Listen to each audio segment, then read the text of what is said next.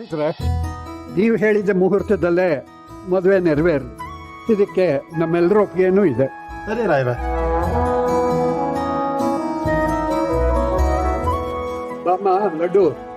ಎಲ್ಲಿ ಗೋವಿಂದ? ಬಾ. ಪುರೋಹಿತ್ರೆ, ಇವರು ನಮ್ಮ ಮನೆ ಮಕ್ಳಿದ್ದ ಹಾಗೆ. ಇವಳು ಲಡ್ಡು, ಅವನವಳ ಗಂಡ ಗೋವಿಂದ.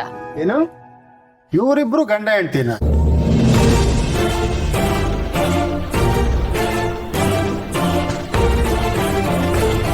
ಪುರೋಹಿತ್ರೆ, ಯಾಕೆ ಹಾಗೆ ಕೇಳ್ತಾ ಇದ್ದೀರಾ?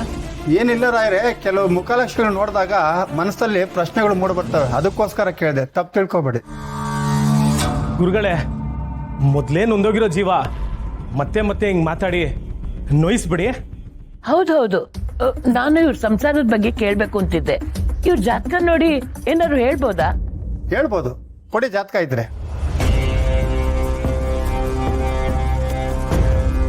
ಪರವಾಗಿಲ್ಲ ಪುರೋಹಿತ್ರೆ, ನಾನೇನು ಜಾತಕ ನೋಡಿ ಮದ್ವೆ ಆದವಳಲ್ಲ.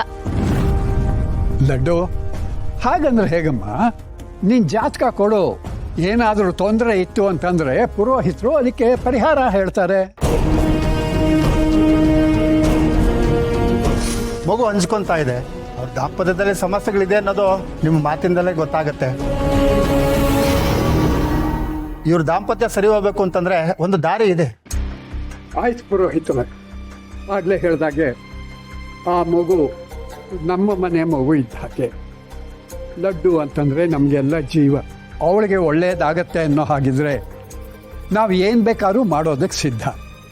ಹೇಳಿ, ಏನು ಮಾಡಬೇಕು? ತುಂಬ ಸಂತೋಷ ರಾಯ್ರೆ.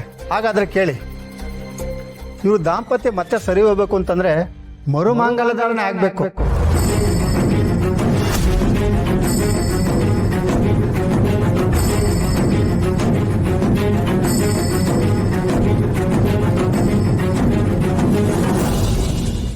ಹೇಗೂ ಶೌರ್ಯ ಮತ್ತೆ ಅನು ಮದುವೆ ನಡೀತಾ ಇದೆಯಲ್ಲ, ಅದೇ ಮುಹೂರ್ತದಲ್ಲಿ ಇವ್ರಿಗೂ ಮರುಮಾಂಗಲ್ಯಧಾರಣೆ ಆಗ್ಬಿಟ್ರೆ ಇವ್ರ ದಾಂಪತ್ಯನೂ ತುಂಬಾ ಚೆನ್ನಾಗಿರುತ್ತೆ. ಯಾಕೆಂತಂದ್ರೆ ಅದು ಸಾಮಾನ್ಯವಾದಂತ ಮುಹೂರ್ತ ಅಲ್ಲ, ಎಷ್ಟೋ ವರ್ಷಗಳಿಗೊಮ್ಮೆ ಬರುವಂತ ಮುಹೂರ್ತ ಅದು. ಆ ಮುಹೂರ್ತದಲ್ಲಿ ನೆಟ್ಟು ಬೀಜ ಮರ ಆಗುತ್ತೆ. ಆಯಿತು, ನಮ್ಮ ಶೌರ್ಯ ಅನು ಮದುವೆ ಆಗೋ ಮುಹೂರ್ತದಲ್ಲೇನೆ ಗೋವಿಂದನ ಕೈನಲ್ಲಿ ನಮ್ಮ ಲಡ್ಡುಗೆ ತಾಳಿ ಕಟ್ಟಿಸ್ಬಿಡೋಣ. ಅಲ್ಲಿಗೆ ಮರುಮಾಂಗಲ್ಯ ಧಾರಣೆಯೂ ಆಯಿತು.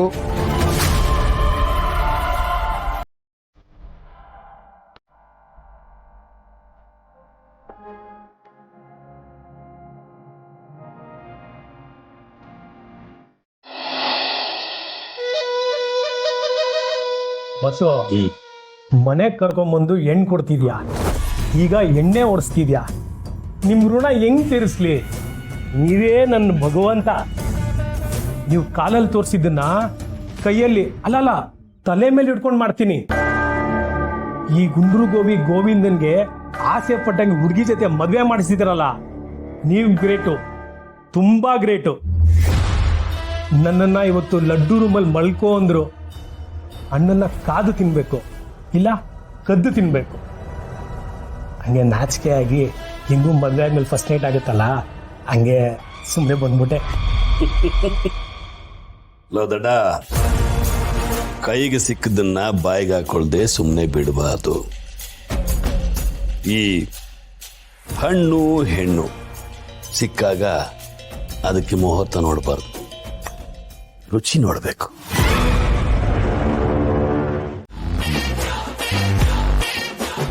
ಆ ಚಾನ್ಸು ಈಗ ಲಡ್ಡು ಬರ್ತಾಳೆ. ಲಡ್ಡು ಬಂದ ತಕ್ಷಣ ಗಟ್ಟಿ ತಪ್ಕೊಂತೀನಿ.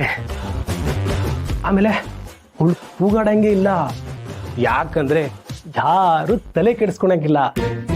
ಗಂಡ ಹೆಂಡತಿ ಮಾತಾಡ್ತವ್ರೆ ಅಂತ ಸುಮ್ಮನೆ ಇರ್ತಾರೆ. ಲಡ್ಡು ಲಡ್ಡು ಬಾ ಬಾ ಬಾ ಬಾ ಬಾ. ಹಿಂಗ್ ತಪ್ಕೊಂಡ್ಲಾ, ಹಿಂಗೆ ಹೋಲ್ದು ಬಾ ಬಾ ಬಾ ಬಾ ಬಾ ಕಾಯ್ತಾ ಇದ್ದೀನಿ.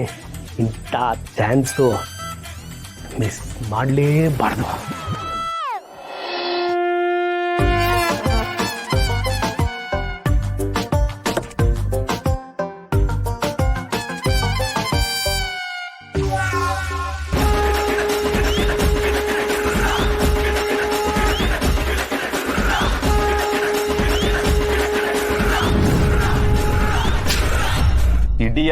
ಮಾನ ಮರ್ಯಾದೆ ಇಲ್ವಾ ನಿನ್ಗೆ?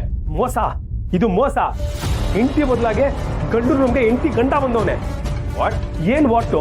ನನ್ನ ಹೆಂಡತಿ ಬರ್ತಾಳೆ ಅಂತ ನಾನ್ ಕಾಯ್ತಾ ಇದ್ರೆ ನಿನ್ನ ಹೆಂಡತಿ ಬರಬಾರ್ದು ಅಂತ ನನ್ನ ಹೆಂಡತಿ ಗಂಡ ಆಗೋ ನೀನ್ ಬಂದು ನಿನ್ನ ಹೆಂಡತಿ ಗಂಡ ಆಗೋ ನನ್ಗೆ ಮೋಸ ಮಾಡ್ತೀಯಾ?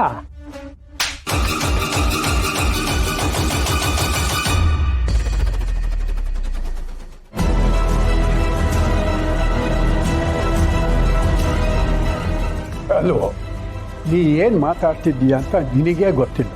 ಅಂಥದ್ರಲ್ಲಿ ಆ ಹುಡುಗಿ ಮನಸ್ಸಾಗಲಿ ಮಾತಾಗಲಿ ನಿನಗೆ ಅರ್ಥವಾಗತ್ತಾ? ಅಂಥದ್ರಲ್ಲಿ ಆ ಹುಡುಗಿ ಮನಸ್ಸನ್ನ ಮಾತುಗಳನ್ನ ಹೇಗೋ ಅರ್ಥ ಮಾಡ್ಕೊಳಕ್ಕಾಗತ್ತೆ ನೀನು? ನೀನು ಏನು ಅನ್ನೋದು ನನಗೆ ಸಂಪೂರ್ಣವಾಗಿ ಗೊತ್ತಿದೆ. ತಾತ, ಹೌದು ಮೊಮ್ಮಗನೇ, ಇವನ್ ಏನು ಅಂತ ನನಗೆ ಚೆನ್ನಾಗಿ ಗೊತ್ತು.